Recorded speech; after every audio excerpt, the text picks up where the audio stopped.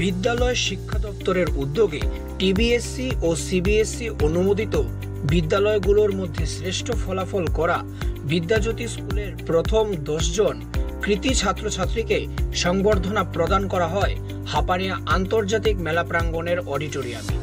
এদিন মোট 82 জন ছাত্রছাত্রীকে সংবর্ধনা জানানো হয়। অনুষ্ঠানে উপস্থিত ছিলেন রাজ্যের মুখ্যমন্ত্রী ডক্টর মানিক সাহা, বিদ্যালয় শিক্ষা দপ্তরের সচিব রেবেল হেমেন্দ্র কুমার, অধিকর্তা এনসি শর্মা সহ অন্যান্য বিশিষ্ট ব্যক্তিবর্গ। এই অনুষ্ঠানে শিক্ষাক্ষেত্রে ছাত্রছাত্রীদের অনুপ্রেরণা যোগাতে ও তাদের কৃতিত্বকে সম্মান জানানোর এক গুরুত্বপূর্ণ পদক্ষেপ হিসেবে বিবেচিত হয়।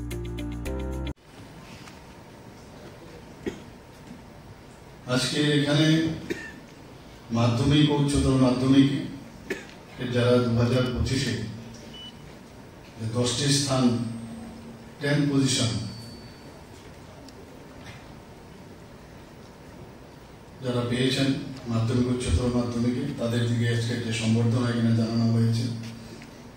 জানানো হবে। এবং আমি সত্যি আনন্দিত যে আমরা ত্রিপুরাবাসী হয়ে আমরা কিন্তু we are all proud of you.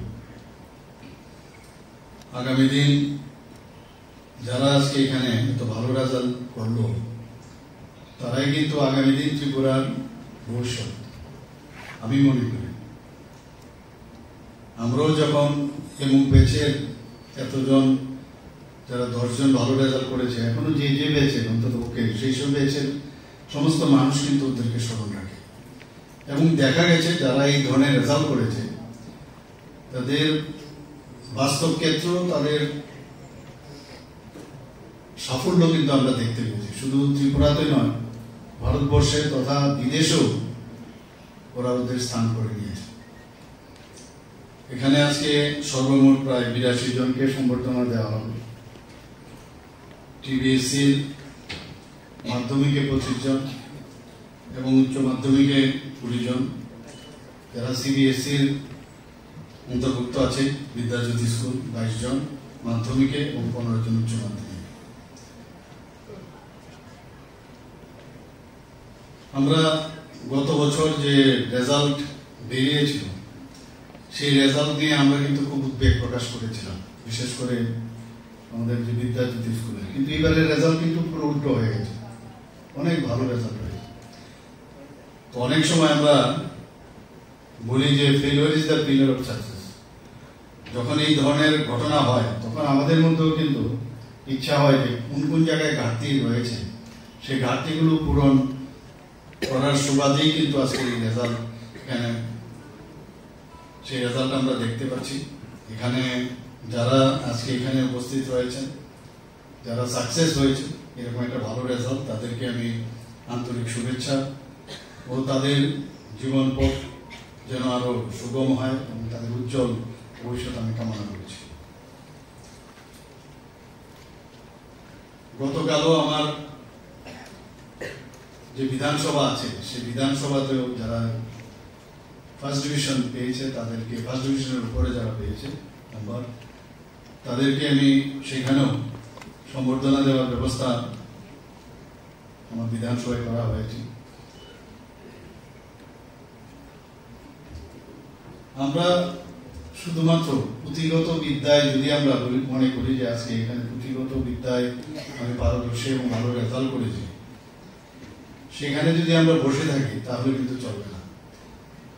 মানুষ অনেক আশা করে সমাজের জন্য কিছু কাজ করার, খালি সেলফ সেন্টার্ড হলে হবে না যে আমি ভালো রেজাল্ট করেছি শুধু আমি আমার জন্য, সেটা যেন কোনো অবস্থায় আমরা সেই চিন্তাধারায় যেন না থাকি।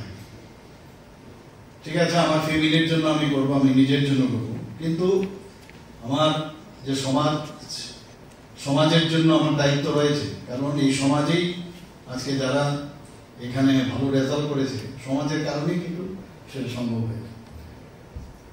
কারণ সমাজ কিন্তু স্কুল দিয়েছে, টিচার দিয়েছে, পড়াশোনার সুযোগ করে দিয়েছে। তো আমারও কিছু ফিরিয়ে দেওয়ার যে সুযোগ বা যে অবস্থান, সেই জিনিসটা কিন্তু আমাদের করতে হবে। আমরা দেখেছি অনেকে নিজেকে নিয়ে সবসময় ব্যস্ত থাকে, সেলফ সেন্টার। কোথায় কি হলো না হলো আমার এতে কিছু যায় আসে না। আমি আনটাচ থাকতে চাই, এটা হবে না। আমরা বহু জায়গায় আমরা দেখেছি, বহু পাড়াই হোক সমাজেই হোক, বহু লোক আছে কারণ জীবনের সবকিছুই পরীক্ষায় ভালো রেজাল্ট করবো আর ভালো সার্টিফিকেট নিয়ে আমি বলবো, তাতে লাভের লাভ কিছু হবে না। ভবিষ্যতেও আমার প্রতিটা বিষয়ে পরীক্ষা দিতে হবে এবং চ্যালেঞ্জ হিসাবে নিতে হবে। মাননীয় প্রধানমন্ত্রী নরেন্দ্র মোদীজি বলছেন বারবার যে রাজনীতিতে অনেক ব্যক্তি এখন আসতে চায় না।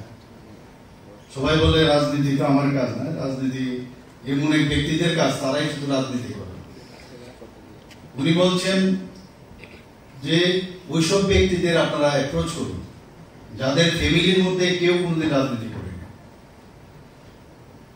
এবং ওইসব জায়গায় যারা ছেলে মেয়েরা আছে পড়াশোনায় খুব ভালো, তাদেরকে বলুন। কারণ রাজনীতির অর্থই না যে এটা পঙ্কিল অবস্থা, সেখান থেকেও সমাজের সেবা করা যায় এবং নিজেকে প্রতিষ্ঠিত হওয়ার পর সেই রাস্তাটাও কিন্তু সবার দেখা উচিত। এখানে অনেকে আছে আজকে ভালো রেজাল্ট করেছে, হয়তো বা কম ভালো রেজাল্ট করেছে, এটাকে ব্যর্থতা হিসাবে যদি আমরা চিন্তা করি তাহলে কিন্তু ভুল হবে। কারণ ব্যর্থতার মধ্যেই কিন্তু লুকিয়ে রয়েছে আগামী দিনে আমি কিভাবে নিজেকে আরো আমার প্রচেষ্টা চেষ্টা এবং আমার পরিশ্রমের মাধ্যমে সেই জায়গাকে আমি ওভারকাম করব। আমাদের ত্রিপুরার ছেলে মেয়েদের যে সম্ভাবনা সেটা কিন্তু প্রচুর। আমি নিজেও দেখেছি যখন আমাদের সেরকম ভাবে সুযোগ সুবিধা ছিল না, কিন্তু আমরাই যখন বাইরে আমরা যেতাম, বাইরে পড়াশোনার এখানে এত সুবিধাও ছিল না। আজকে ত্রিপুরাতে প্রচুর আমরা ইনস্টিটিউশন আমরা করেছি, তো বাইরে যখন যেতাম নিজেদের কিন্তু একটা সবসময় একটা মনে হতো যে আমরা অনেক কম জানি। ওদের হাব ভাব, বডি ল্যাঙ্গুয়েজ, এভরিথিং আমাদের কাছে আকৃষ্ট করতো, মনে হতো যে একটা ডিপ্রেশন ফিল করতাম মনে হয়। শুধু আমি তো ঠিক অফ দ্য আইসবার্গ, কিন্তু এরকম সব মানুষই করতো, আমার যারা আগে গেছে বাইরে বা পরেও যারা গেছে। ব্যুরো রিপোর্ট, প্রতিদিন ত্রিপুরা।